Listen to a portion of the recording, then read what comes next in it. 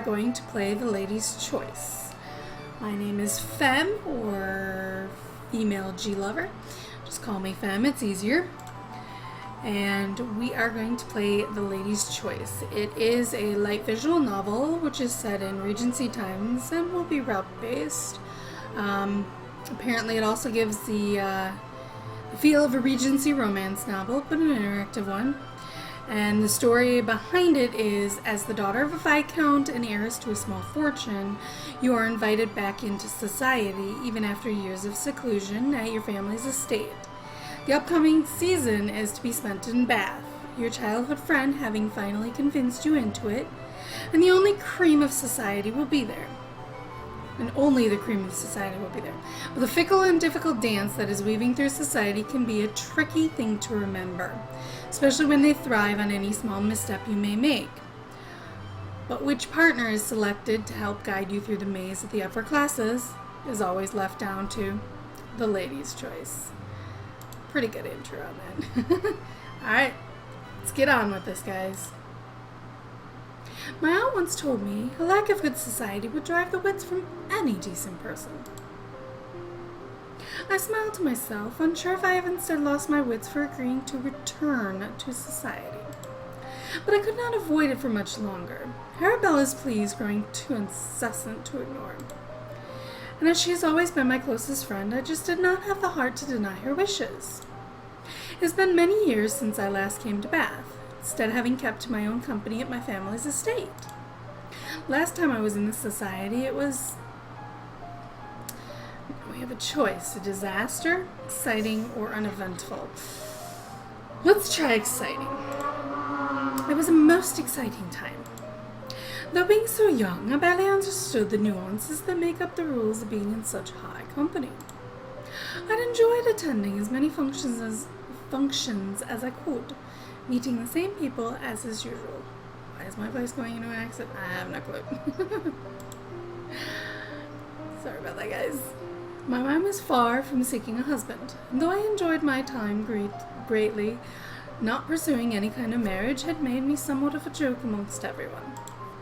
When I finally came to realize this, I did my best to enjoy the company of my true friends, ignored the whispers and continued to attend all the gatherings, joked along with them at my expense. I devoted myself to trying to find a match.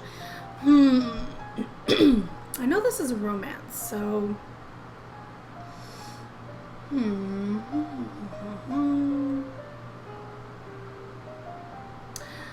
I'm gonna say I devoted myself to trying to find a match. Did my utmost to try and find a match, but each time I just couldn't bring myself to accept a proposal. Arabella stayed by my side, telling me that a true match would come eventually. For her it did, but it never did for me. Sorry, guys. With a gentle sigh, I clasped the handkerchief in my hand tighter, running my thumb over my name, which my mother had embellished onto it with such delicate needlework. First name, well, we are going to be Fem. And surname, could just be G-Lover, like normal. Let's see, Fem... Uppercut. I don't know. Uppercut sounds good. There should be actually two P's in uppercut. Fem uppercut. Sounds good. You fret unnecessarily, Fem. Arabella lays a hand on my arm, and I shift my gaze to her, smiling softly. I believe you will enjoy returning far more than you suppose. Her smile turns to one of mischief. And society will enjoy your company far more than it may remember. Let us hope so. The road gradually smooths, announcing our arrival into town from the country roads. Oh, not far until we reach the house.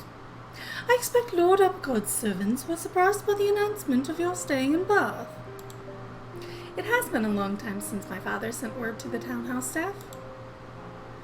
I hope that it has not been too much bother for them, but they are in our service. They are probably most annoyed at our intrusion.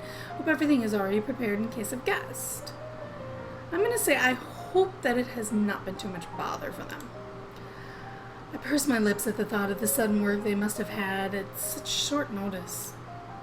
Hope it has not been too much bother for them to prepare the house. Arabella gives a light laugh. It is sweet of you to worry on their behalf, but I'm sure a bit of work will do them good. I'm probably butchering her voice again. Yeah, I can't remember it. It has been such a long while since anyone from your family has left the country estate. I imagine talk of your return is the main topic of conversation. I can't help but stiffen at the thought. Arabella leans to look out of the window, smile lighting her face. Ah, here we are. I stare at the house. The last time I laid eyes on it, being so long ago, has changed a little. Shall we go in, Fem? I cannot very well proceed before you enter your own house. She gives a chuckle and I smile in return, before eventually making my way inside. Excuse me, guys. As soon as we step inside, a somewhat familiar face steps into the foyer to greet us. Welcome home, Miss Apricot. Johnson, our butler, has aged considerably since I last saw him. The once stout brunette man now turned into a slightly hunched gentleman with far more wrinkles than hair. Hello, Johnson. It's been too long. Give a curt nod. I surely did not recognize you for a moment, Johnson. Well, thank you, Johnson. I'm going to go with, hello, Johnson. It's been too long. I give a small smile of greeting. Hello, Johnson. It's been too long. Indeed it has. And this must be Miss Highsmith. It is Lady Ashbourne now. His brows curve in surprise. I quite forgot about your marriage. I apologize, Lady Ashbourne. She waves away his apology. Do not turn so stuffy, Johnson. I am still the same girl as I always was, if somewhat more grown now. As I can see, he states with a wry smile. You are not staying with Lord Ashbourne?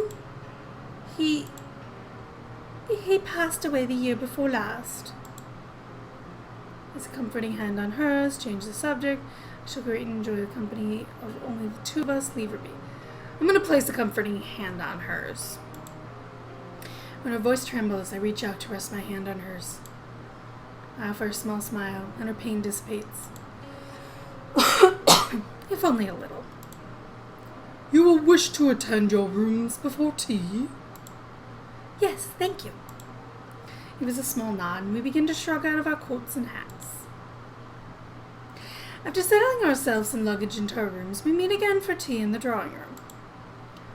I hope tonight's ball will be busy. A ball? Already? Wow, quite a bit of cleavage. I didn't notice before, but now they're showing cleavage. Cleavage on both of them. She's really freckly, though. You really have forgotten society, haven't you? The ball tonight will open the season. She takes a sip of tea, staring at me over the brim of a teacup.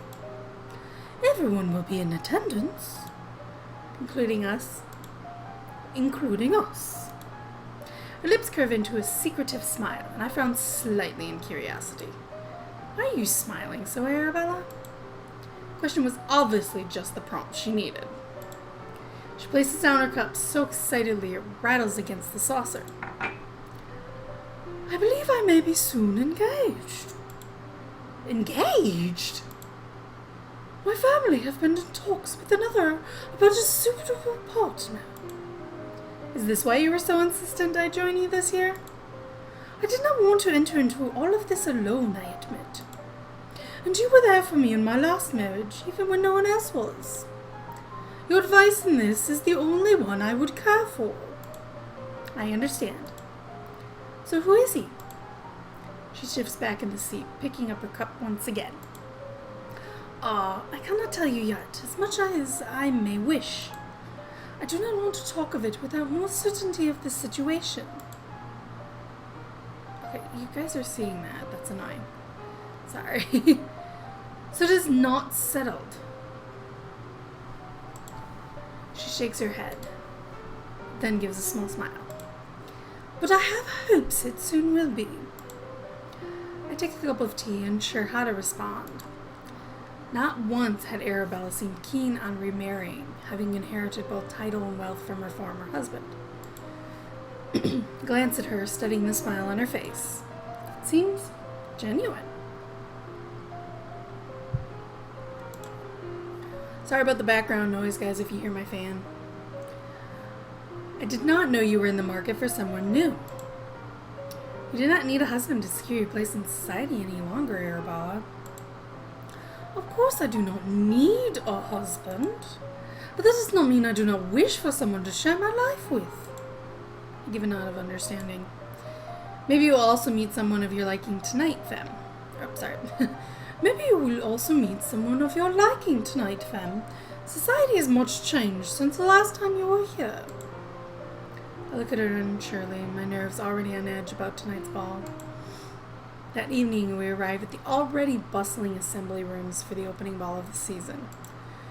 I did pretty good with the sound, I gotta say. Oh, how wonderful. Oh, how wonderful. So many here already. Sorry, guys. A nod in agreement. There certainly are so many. Assembly rooms are large, but seem positively tiny when packed with so many people. Yeah, that's totally and completely packed. I know. The heat is stifling, and I do my best to stand in the way of the doors, hoping for the coolness of a draft. There's Lady Steer. Arabella points through the crowd, but I cannot pick one person out from the mass. I must ask how she's been. I shall return in but a moment. Before I can protest, she is swallowed up by the crowd, and I'm left standing alone at the edge of the room. Excuse me? Turn around to see a young woman smiling at me. Okay, it was a female voice. I didn't know who it was. It was question mark. Excuse me. I realize we have not yet been introduced, but I saw you speaking to Lady Ashburn, and simply had to know you. I am Miss Claire Witter. She bobs a small curtsy. It is very nice to make your acquaintance, Miss Witter. This is not how we should be introduced. Bold introduction, Miss Witter. I'm pleased for it.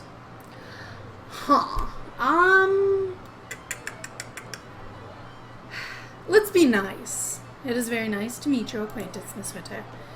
I give a smile in return to her cheesy greeting. It is nice to make your acquaintance, Miss Witter. I am Miss Femme Uppercut. You are Miss Uppercut? My mother has spoken of your return. Have you truly not been to town in so long? I start a little at the abruptness of the question, Miss Witter, obviously a lot younger than her looks would suggest. It has been quite some time, yes. Then you must be simply desperate for enjoyment. How dull it must have been in the country. Barely have time to open my mouth to respond before she speaks again. Come, we must dance. I have a partner waiting for me, but we shall find you someone too. She takes my hand and tugs me to one side. Hope you guys like my voices. I probably won't remember them next time. Oh, Mr. Amesbury. Glance up to search out the person she has called. Mr. Amesbury? She raises her voice to be heard over the din of people. I can't raise it much louder. I finally manage to free my fingers from her excited grasp. Can I help you, Miss Witter? A rather jovial voice asks from the sea of people. Glance up to meet eyes with a handsome, youthful face framed by thick locks of blonde curls. Lawrence, this is Miss Femme Uppercut, and she's without a partner for this dance. I can't help my cheeks heating at the forward nature of the young woman. Yep, they're heating. I apologize. I would be most happy to rectify the situation, Miss Uppercut. Before I can speak my apology, Mr. Amesbury holds out a hand towards me. Is it blonde? It's more, I guess it's a darker blonde. We're not going to be rude, so we'll dance. Thank you, Mr. Amesbury. He gives a wide smile as I place my hand gently into his, and we make our way towards where the other partners are lining up for the dance. And the music begins. The line of ladies take a wide step forward.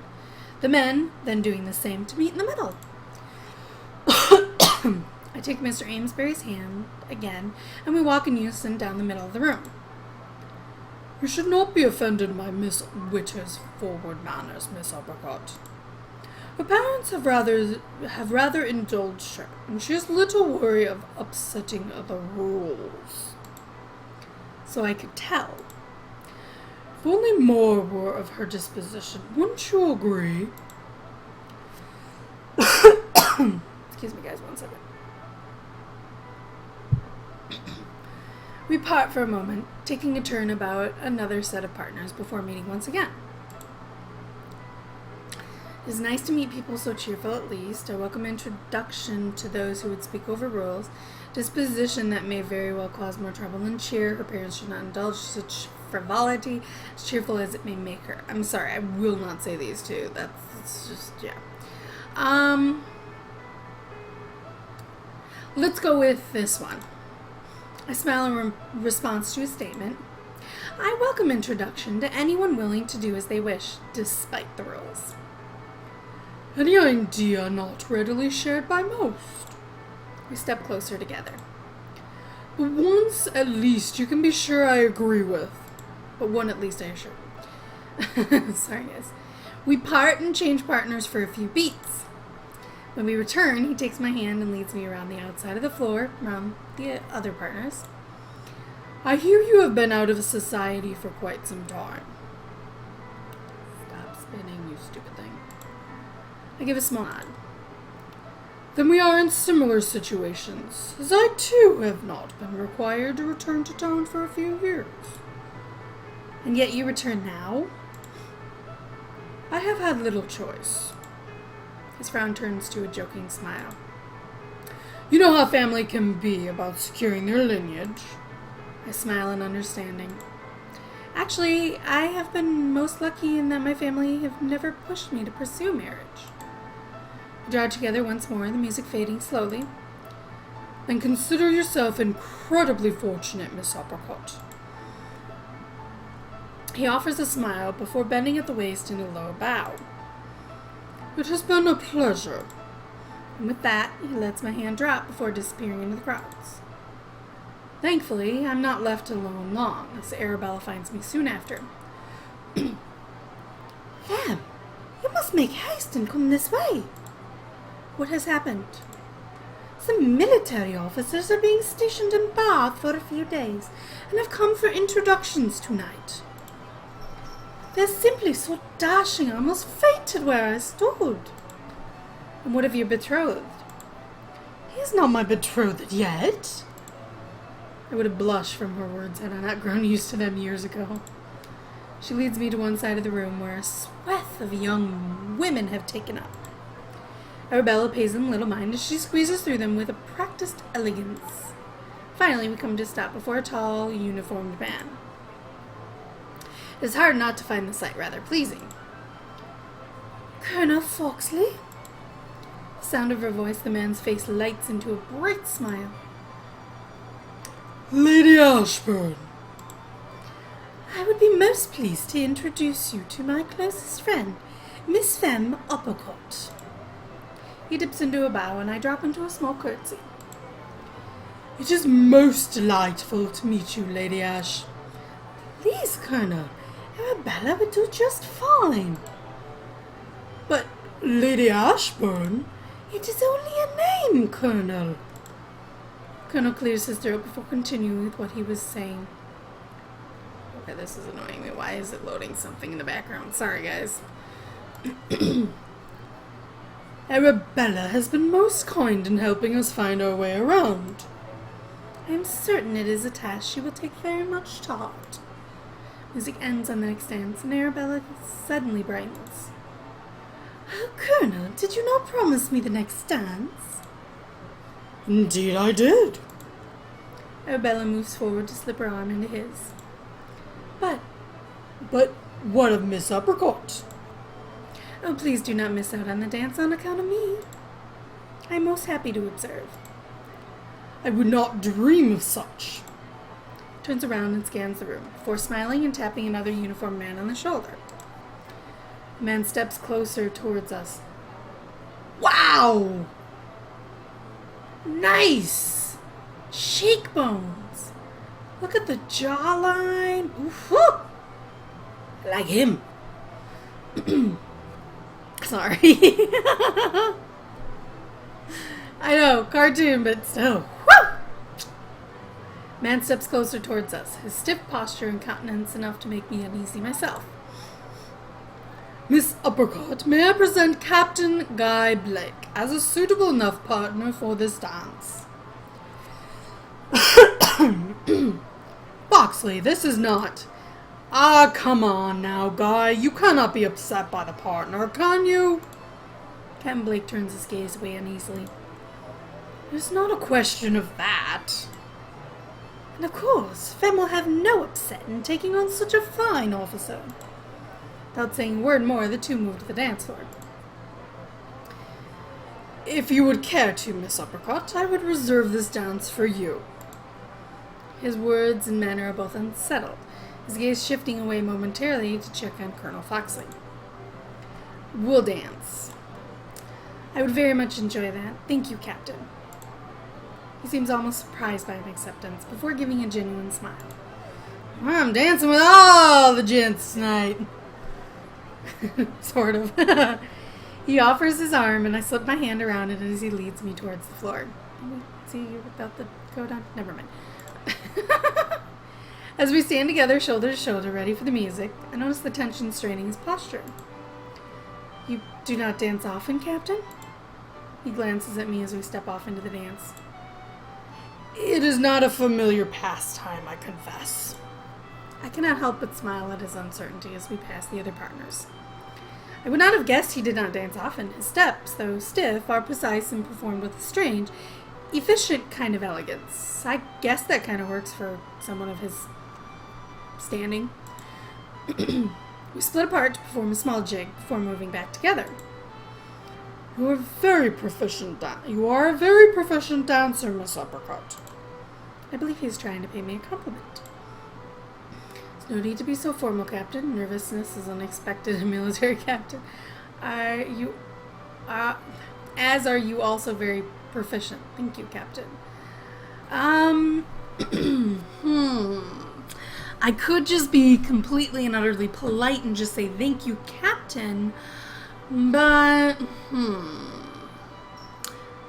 should we say there's no need to be so formal? Yeah.